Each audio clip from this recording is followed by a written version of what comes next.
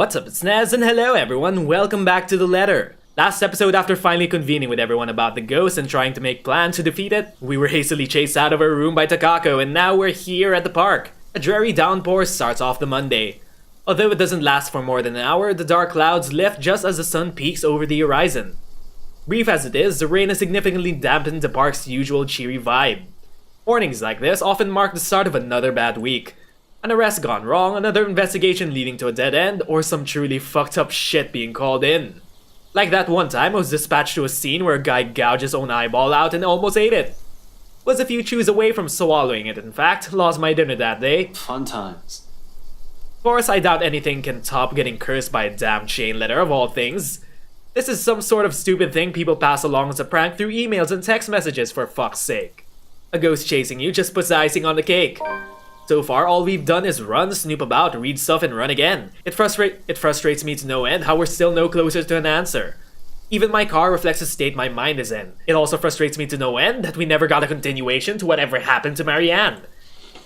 Photocopies of documents litter every available surface, scattered all over the place, spilling from the passenger side into the back seat, making an entire mess of what little space there is. Not that I'm any better. My last shower was 24 hours ago. I haven't slept at all, and my last meal was that chocolate porridge thing Isabella offered. It's called champorado, everyone. You can search it up. The way I am now, I'll definitely get a scolding.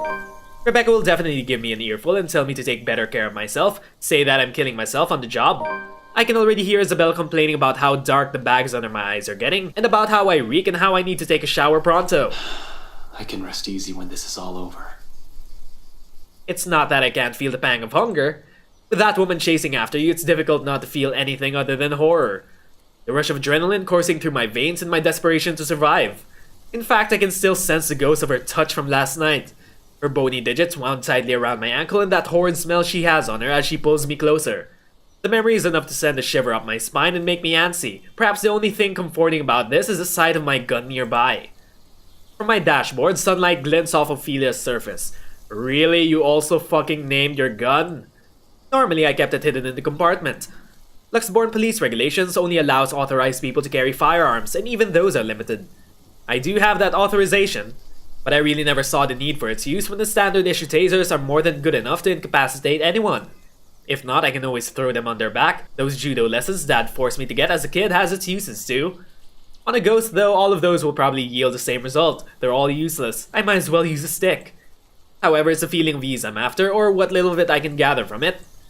The awareness that I at least have something to protect myself with in case things go wrong. That I can still protect the people who are still depending on me despite the missteps I've taken. It doesn't take the edge off though, the feeling that your entire body has been strained far beyond this capacity. Frankly, I'm already running out of steam. The only thing pushing me right now is knowing someone's still depending on me. A stretch is still in order though, I've been sitting here since last night. Soon I step out of my car, closing it behind me with a thud as I take in my surroundings. The rain did wonders. The morning air feels crisper and cooler than it has been in days. For once, the weather seems to be taking a turn for the normal. Luxembourg's normal. In the distance, beyond the buildings lining the horizon, dark clouds are blowing in. A storm might be due this evening, give or take. A shame for people looking forward to Halloween tonight. Ah yes, let's not forget that this cliché game also happens near Halloween. I'm just not sure whether this is something I can look forward to as well. Still, I bask in the change it brings. Inhale, exhale. Breathing in, taking in the peace as if it'll be my last. But as with all the good things, the quiet shortly comes to an end. Not necessarily a bad end. The chatter reaches my ears first, halting my movements. Sure enough, when I glance up, I find them, Zach, Rebecca, Isabella, just as they've entered the park grounds, bags of convenience store food in hand. After last night's flight from Salem, well, we've elected to stay the night here, unsure if our own homes will still be safe. Normally, we'd all be adverse to the idea of spending the night outside like this, but panic and distress has tainted that decision. It's not like any of us has gotten an ounce of sleep anyway. On the off chance one of us did, it only lasted but a second, or it's a fitful one. But looking at them right now from afar, it's easy to mistake them for just a group of friends on a day out. Isabella's gesturing wildly with her arms as she talks. Something's funny or amusing probably, because it's soon followed by Zach's booming laughter and Rebecca's giggles. Their voices fill the atmosphere with light air, temporarily easing off the disheartening mood.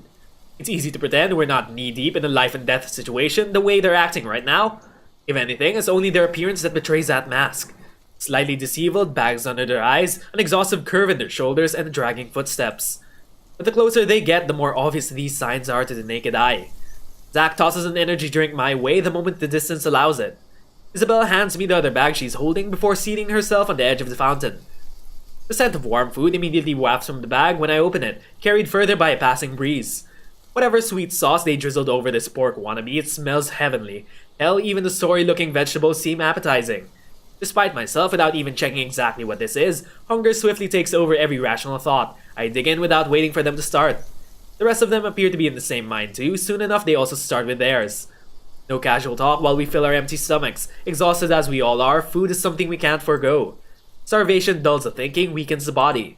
If we're to survive this, we're gonna have to take care of ourselves first. In a matter of minutes, we're done and dumping the empty cartons on a nearby waste bin. Along with it is a shift in the mood. Back to dismal, back to the problem at hand. The comfortable atmosphere from minutes ago was nice while it lasted. Admittedly, I've missed these kind of moments between us. We never had the chance, always busy on some project or work, the things we've taken for granted now realizing how valuable they are. The world has an awful sense of humor. While the one we've just had is short-lived, there's another thing I want to look forward to. If we ever free ourselves from this damn curse, I'd like to believe there's a way. For now, we have to focus back to the present. This. Dead people. The letter. The curse. It's not simple to bring these up, but necessary. What now? Where do we go from here? The mansion, of course. It's not a question directed at anyone in particular, but they all look to me as if my face has all the answers in the world. I used to think so back when I was at the top of my game and I'm still sure of everything. Now there's just an uncertainty sullying the decisions I come up with. At some point, logic has simply stopped working here and we've started grasping at straws. Along with exhaustion, fatigue, and stress, we have enough kindling to get a fire burning. The not so pleasant kind of fire. Well, first, we can't just stay here. That much is obvious. But we can't just keep running like this either, Becca. Sooner or later, she'll... As if we have a choice. We can't even go back to our own homes because that thing might get us. Nowhere safe. But dying is the last thing I want to do right now, Isabella. Not to a stupid chain letter you were too gullible to pick up, bring with you, and show to everyone. Whoa, the blaming has started, the drama has started. I didn't do it on purpose. Becca, had I known, I wouldn't have... Hey, you two. None of us want to die to this. Just calm down. We ain't getting anywhere shouting at each other. Whose side are you on, Zachary? No one's. But we can't just say it's her fault. She did warn us not to open it, and both you and Ashton... That doesn't exempt her from any blame. She's still largely responsible for it. And you're not? I didn't say that! Do you really think I don't blame myself for this as well? I tried to warn all of you. None of you listened. Now you're blaming me for something I kept telling you guys since day one? You're just as responsible for this as I am. So now you're throwing it back at us? We wouldn't even be having this problem if you're... Will you two cut it out? This ain't the place for, I don't know, petty squabbles. If you don't want to get caught in it, then stay out of this, Zachary. The fires are burning and they burn bright. Oh no, Zach. Don't stop her. Let her say it. I'm sure she has plenty more to say. If I didn't know any better, she's already... Already what? You want me to say it? Out loud? That I find you in this whole thing? All right, that's enough! Everyone, shut up! They all falter to silence at my words and an awkward, stifling mood descends between us. I do not mean to shout, to snap at them, to add to the kindling, not in the moment when any time, anywhere she might get to one of us. We're all in the same boat, yet here we are playing the blame game. Little by little, we're falling apart, caving into the pressure, to the bleak situation we're trapped in. Did that ghost mean for this to happen? To divide each of us so she could pick us off one by one right after? Who knows? Anything's possible now if her kind can exist. With the fire burning between us rising as high as it does now, I'm afraid. Deathly afraid that the possibility might come sooner than I can figure all this out. Fuck, I still can't think straight. I can't even believe the next words coming out of my own mouth. That out of everyone, I have to be the one saying these to them. This is more their forte than mine, keeping the peace, placating everyone, while I unintentionally aggravate people with badly chosen words. Funny how fast the tables have turned after just one unfortunate incident. How am I even supposed to cope? If we all want to get out of this mess in one piece, we're gonna have to cool our heads first. Before my own temper flies, I walk away and slide back into my car. If the door slams with more force than needed, I'd like to blame it on the pent-up anger boiling up in me. I'm not even sure what or who I'm angry at. The ghosts? At them? Or maybe at myself for being this useless. Because despite none of them saying it, I know, goddammit, they're still counting on me. In spite of my failures or every harsh word I've uttered, or how unbearable I can be as a friend. It's there when the tension after the argument finally breaks, and one by one they follow me and get in the car. It's in concerned glances they shoot my way when I start the engine without a word and drive off. It's in their silence, a heavy gift, their unwavering trust. Yet it's one I'm more willing to carry even through my own exhaustion, if only to keep them safe. In this city of 68,000 strangers, they're the only ones I have left. Though in all seriousness, a good rest is still our best bet right now. Thinking with an exhausted brain is almost as good as running around in circles. We might just have to throw ourselves at the ghost and be done with this. The local Irish pub may not be the best place to hang around when one hasn't slept a wink or when you're stressed. More often than not, it's loud. Sometimes the music played by drunkards grates the ears and the whole place smells like piss on a bad day. All in all, it's the very definition of the last place I'll hang around after a wakeful night, but it's safe. Or as safe as it can be with G's security watching the place, makes it easy to find help in case you find yourself in a tight spot. The place being owned by a person I've implicitly placed my trust on provides some semblance of comfort too. Gregor, bartender G, or just G to his regular patrons, might be rough around the edges. Sometimes a bit too gruff for a man serving drinks behind the counter, but he belongs to the good folk of the city. If there's anyone in this place I can rely on to look after people important to me, it's probably him. He means well, surprisingly, despite his surly demeanor, cares to some extent for people he likely only sees once or twice a week on a bad day. Not the best job in the world, in my opinion, but that's exactly it, isn't it? In wine, there's truth. Alcohol in this case. It loosens the tongue, forces one to let his or her guard down. Whatever inhibitions anyone has, it all flies straight out of the window after a few glasses. It has made him observant too, always has one or two things to say about someone or something. Most of the time it's me, opinionated ass. But God knows how many times I've asked for his help when I'm met with a dead end in the case or I'm in trouble. This time's no different. As expected, the moment we show up, he's kind enough to offer us a room at the back of his shop. A single look at my face and I don't need to say anything. The next thing we know, he's leading us in. No questions asked. Maybe it's also for the reason why I find myself drifting towards his station hours later, after having gotten that much needed shut-eye. Newly washed drinking glasses and tumblers line the counter surface when I enter the room. Behind the bar, G is busy wiping each of them clean, likely prepping it for tonight's use. Briefly, he glances up at me once I claim one of the empty stools and grab a rocks glass sitting closest to my elbow, turning it absent-mindedly in my palm just to keep my hands occupied while my brain's busy, still trying to make sense of everything. Even at the dead hour, with only a few patrons milling about, this place still smells strongly of liquor. Honestly, I've never grown fond of it. Regardless of how many times I've made a trip or sat here on the same spot just talking with the old man, I've never been fond of drinking in the first place. Yet oddly, it's the nasty odor of a brewery that helps clear the mind this time, along with the lack of the establishment's usual hubbub and the occasional clinking of glasses. Even more bizarre is that through my lack of words, G doesn't say anything. Although it's clear from the way his mouth is curved up in a tight frown that he has questions, a bucket load of it, he wisely keeps it shut. Instead, he simply focuses back on his work. Rinse, wipe, stash away, repeat, going through the motions with such familiarity it's almost a trance. Watching his precise movements quietly like this, with the thoughts swimming inside my head, it's easy to lose track of everything around me. One solid lead on this, one possible way to sort this out, but will it work? Especially if my assumption's correct and that the reason Zach was there yesterday morning was because of the curse. Something must have happened there for him to see the need to visit the place that morning. What if the couple has fallen victim to the curse too? It doesn't fall outside the realm of possibility. I've been so biased, not even thinking that they might be in danger as well. But during the open house with Isabel, they might have seen that letter and... fuck. Stupid, stupid, stupid. Some fucking detective I am. That's likely the moment when Cooper saw it. If the logic holds, I need to hurry there right away, and if there are answers anywhere, it would be there. It should be there where all of this fucking mess started. It's not only my life on the line here, there are others. What happened to us, I won't wish on anyone else, no matter how much I loathe them, or how complicated all of this has suddenly become. The letter, the woman, the mansion. And now there are the voices lacing venom inside every crevice in my head, murmurs that jeer, scoff, and deride whenever an opportunity presents itself. It's because you didn't listen. It's all your fault. Why won't you believe me? A reminder of what I've failed to do or who I've failed. At some point, they all begin to blur together, twining and coiling, every horrid image and memory of her seeking the forefront of my mind. No matter how much I refuse to remember the fear I felt, to push it back as far as I can, the visions come to me like a deluge. And before I know it, before I can drown, another voice pulls me out of it. You doing good there, boy? His hand is on my shoulders, gripping it tightly and giving me a light shake. There's a relief in his face when I finally look up at him, although his frown appears more distinct than the concern in his eyes.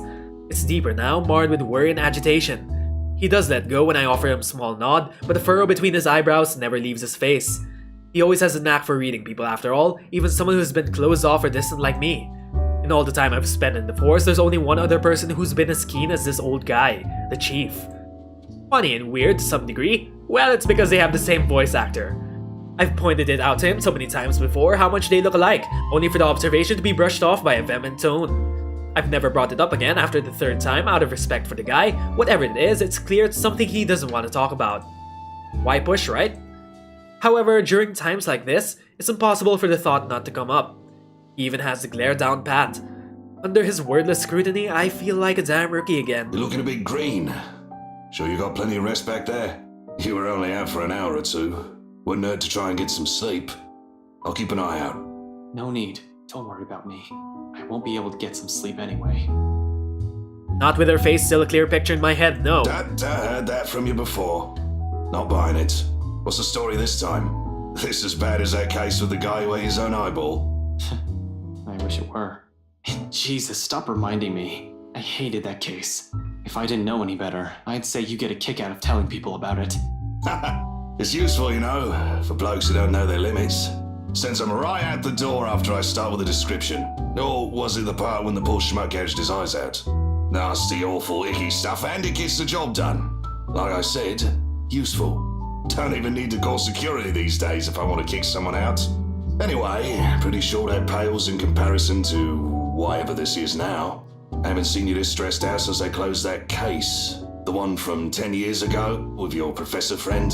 Abigail and her team weren't able to solve that one, G. No one has been able to. It just went cold. Same difference. But what do I know, eh? I just serve drinks, listen to people's problems and their whining, then make sure they get home safe afterwards. Thing is, I'm also not blind, kiddo. And you can bet your ass I can tell when a person's about to fall apart. What? Is this some form of therapy from you? Are you going to offer me free drinks now?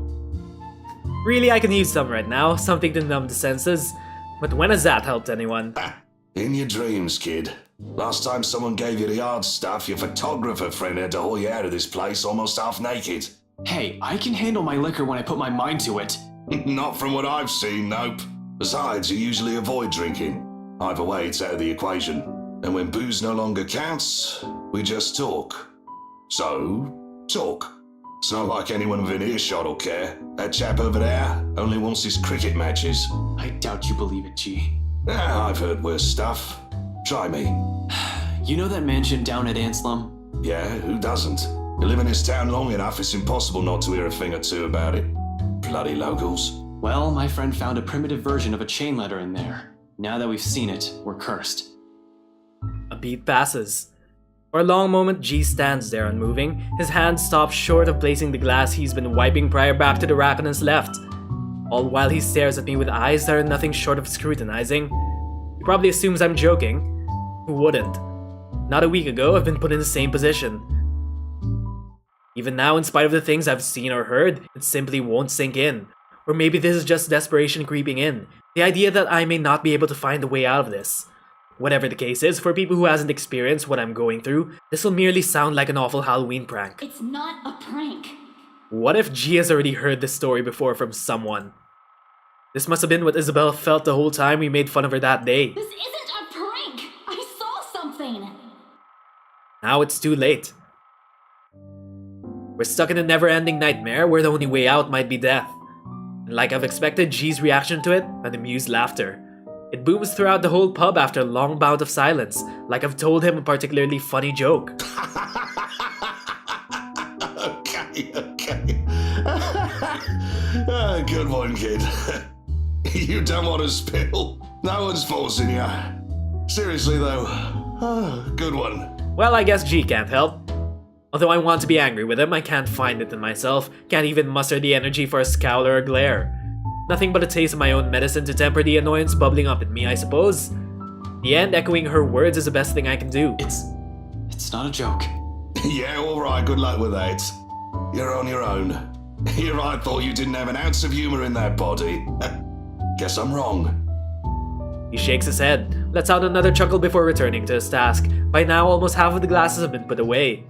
The only ones remaining are the smaller kind used for shots and stemmed ones for cocktails. Despite being busy with his task, his amusement does not entirely disappear from his face. He keeps talking as if I'm simply another customer he entertains with his stories. But we both know it's more than that, if the wistful expression on him says anything. Man, can't believe you're the same rookie who walked in here almost a decade ago. Too smart for his own good, that boy. Has always been 2 steps ahead of things. Now he's here, sulking. I must have screwed up somewhere then. I must have screwed up a lot. For things to suddenly shift like this, for me to become a mere shadow of the person I used to be. Nah, I don't think so. This one, screwed up? Not by a mile. It's too early to say. You've still got several years ahead of you, Holmes. Take it easy. But some things change, eh? It has been years, and you were a kid back then.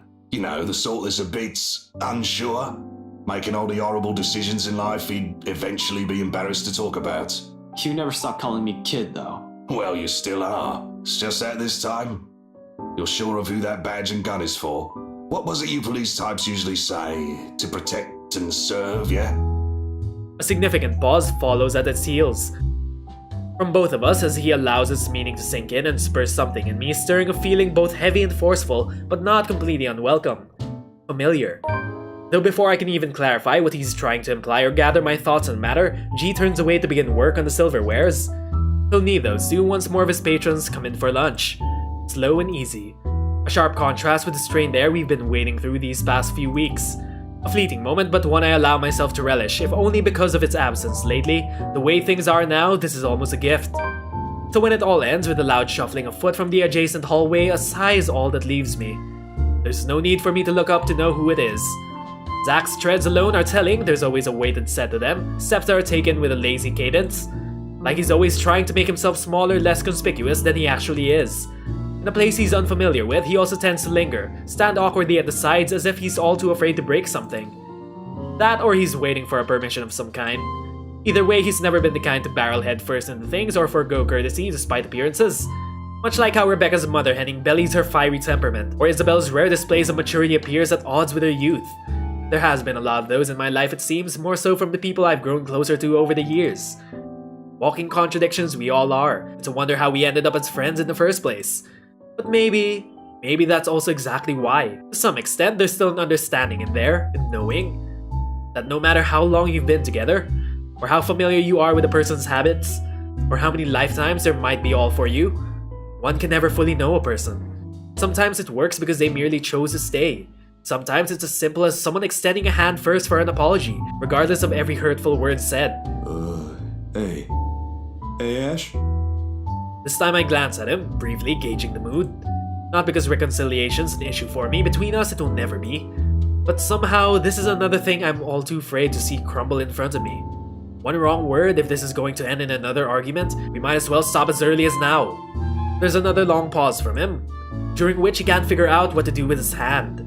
Again, he chooses to stuff both into his pockets and train his eyes at the now empty space behind the counter. Without our notice, G has slipped back into the kitchen, leaving only the two of us and everything awkward in the world at the moment. Still, Zach trudges on, a hopeful tone slipping into his voice, simply because it's the only thing he knows to do. Did you, get any sleep? It's a start at least, a stiff one, but a start. The least I can offer in return is that rare honesty. For a few hours, yeah. Curt, brusque, not an ounce of friendliness in it. In spite of it, Zach takes it as a sign. Relief washes over him as his shoulders relax and he releases a tense breath. Soon he's closing the distance he has put between us and flops onto the chair to my right. I think the better question is if the dreams are pleasant. And for the record, no. Yeah, I know what you mean. I get those a lot. He shifts in his seat, coughs, drums his finger on the counter for a while, then falls silent. That's it, no apologies. The air changes again, much like everything we've known lately.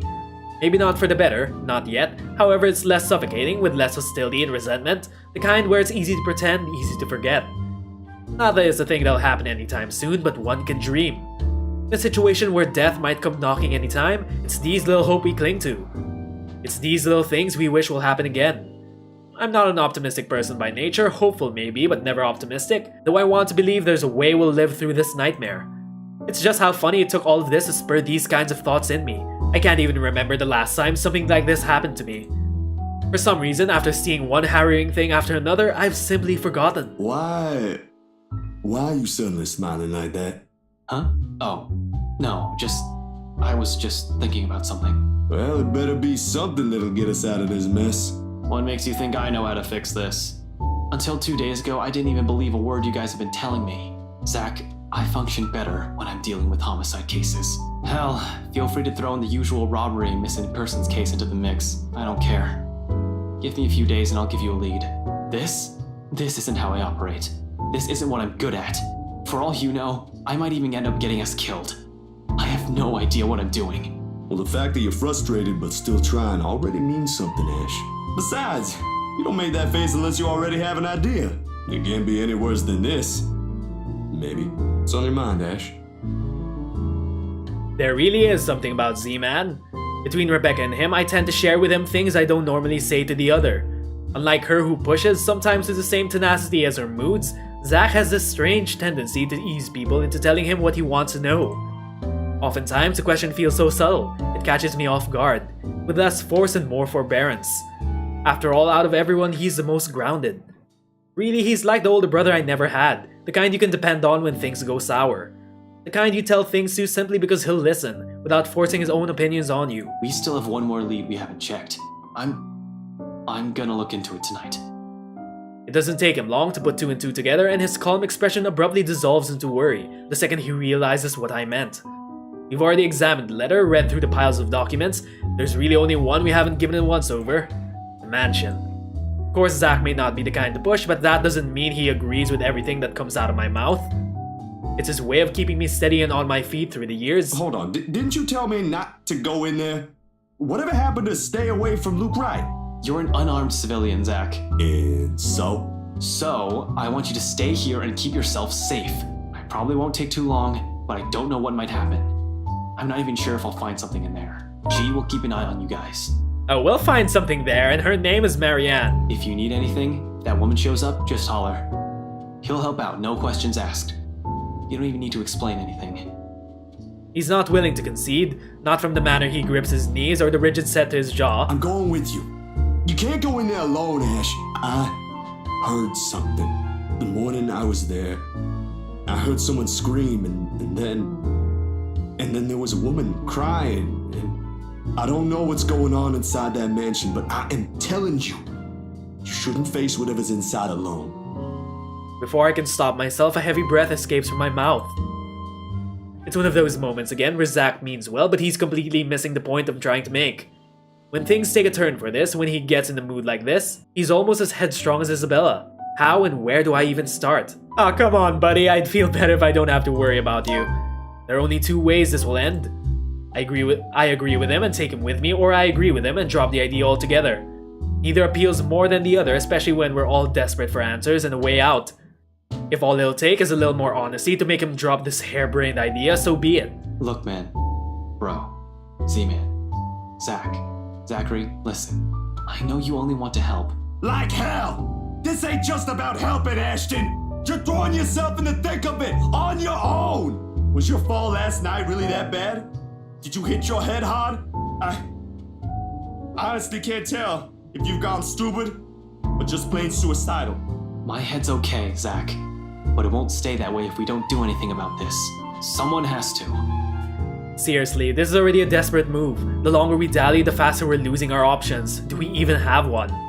Looking back at it, this whole business with the ghost seems perfectly set up to drive us into a corner. Either until we lose our mind or she gets us. It's starting to feel like there isn't an escape.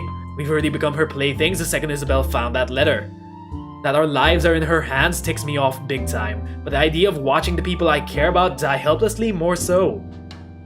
They're much safer here than with me. It's a selfish thought, I know, born out of fear. So in case things go awry, the very last thing I want to happen is for Zach to take the fall with me. I've already made enough mistakes. And that means it's just you. Just me. Suddenly he clams up. Although his actions, the restless shift in his shoulders, his mouth pressing close in a tight line, and how he starts off again in a quiet note. It all gives away his real thoughts, long before 2 words have even made it out of his mouth. I'm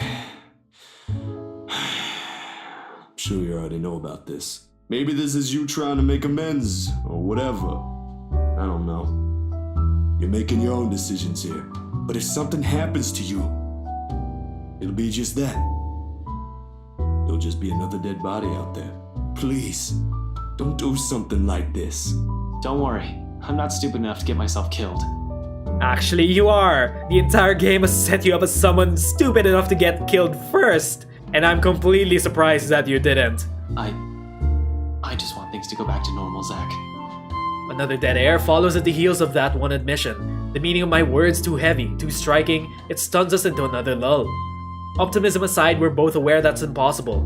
We're going to have to deal with that trauma right after. There will be the images, the voices whispering inside our heads, the foreboding feeling, the stench of blood, gore, and death trailing after us. We may survive this, but those things, they'll remain with us for a long time. One doesn't survive something like this without it leaving something in you. Just the mere thought of what might come right after makes me dread it. What this has changed in all of us. But I suppose that outcome is more acceptable, the lesser of 2 evils. 3 hours. My head snaps up and I turn to him puzzled. He's staring at his hands with a thoughtful expression, brows furrowed in deep concentration. Like he's trying to choose the right words to convey what he's about to say. 3 hours? For what? That's more than enough time to go there, to check things, like you said, and travel back here. If you don't show up here beyond that, I'm going after you. From his tone, it sounds almost like a warning. I'm sure it's not his intention. But hearing something like that from a person like Zach, I can't help but chuckle and throw in a jibe despite how dire things are. Just like the old times. Make that 4. What? You said you're just gonna check things. Why would you even need that long? Speed limit? I'm a ranked law enforcement officer, Zach. I'm supposed to set an example. I so wanna punch you right now. So do I. Of course, Zach never really carries it out. In light moments like this, it's just how he is, how we are. Unfortunately, G chooses the next moment to show up. He slams the flat of his palm on the counter and shoots us both a stern look. Although his tone's nothing short of jovial, the disapproval's clear in it. He's obviously misunderstanding the situation. Boys, drummer's nice and all. I used to watch these bloody god-awful afternoon serials with one of my brothers many years ago. But listen, I am not having one in my pub, alright? You two wanna fight? Go out. A pregnant pause. Then, without any preamble, Zach and I are both snickering and G's glower melts into confusion. When we both show no sign of stopping, he simply shakes his head and turns away. I'd like to think it's better this way, better that we part on light terms, so Zach won't have to see every little insecurity, every little doubt in me right now. He's seen enough. The last thing I want him to glimpse is another display of weakness. Not when he still stares at me with the same unnerving confidence in his eyes. When our mirth dies down before anything can be said further before I change my mind, I step away from them. Giving Zach's shoulder a quick few pats, mumbling a lame excuse about taking another short nap under my breath, altogether bearing the stray thought that flashes fleetingly in my head. Zach has seen me at my lowest plenty of times. Why does all of it matter now? And that's all the time we have for the letter today, everyone. Seems like we're flying solo next episode, and I really hope we go and save Marianne. But until then, once again, my name is Nez and thanks for watching. See you all next time. Bye, everyone!